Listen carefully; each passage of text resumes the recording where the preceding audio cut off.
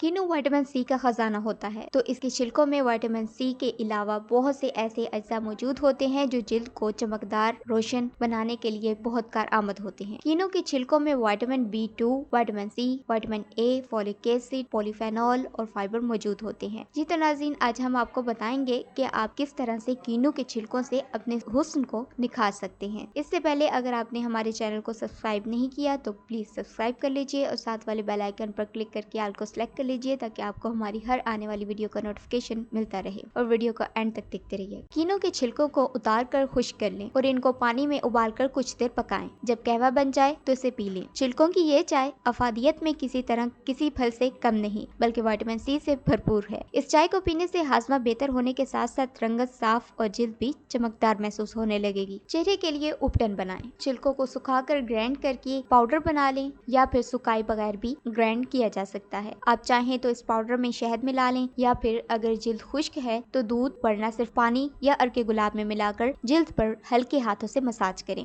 इससे चेहरे के कील मुहासे और एक्ने कम करने में मदद मिलती है। इन्फेक्शन से बचाओ। कीनू के छिलकों को पानी में उबाल कर नहाने के पानी में मिला लें और इसी से नहाएं तो न सिर्फ जिस्म से खुशबू आएगी बल्कि मुख्तलिफ एलर्जीज इन्फेक्शन को भी कम करने में मदद मिलती है। दांत चमकाएं। कीनू के छिलकों का पाउडर बनाकर इसे दांतों पर टूथपेस्ट में मिलाकर या फिर ऐसे ही मलें तो पीले दांत सफेदी इख्तियार करने लगेंगे और मुंह की बदबू भी जाती रहेगी। कीनू के छिलकों की नाइट क्रीम। कीनू के छिलकों को सुखाकर इसमें चंद कतरे लाइम या नींबू के डालें और थोड़ा सा संदल का पाउडर मिलाकर चेहरे पर लेप कर लें। सुबह ताजे पानी से मुंह धो लें। चंद दिन के इस्तेमाल से ही आपको चेहरे की रंगत में वाज़ेह फर्क महसूस होगा। ये तो व्यूअर्स, ये थी हमारी आज की वीडियो अच्छी लगे तो वीडियो को लाइक और शेयर करना मत भूलिएगा और दुआओं में याद रखिएगा। अल्लाह हाफिज।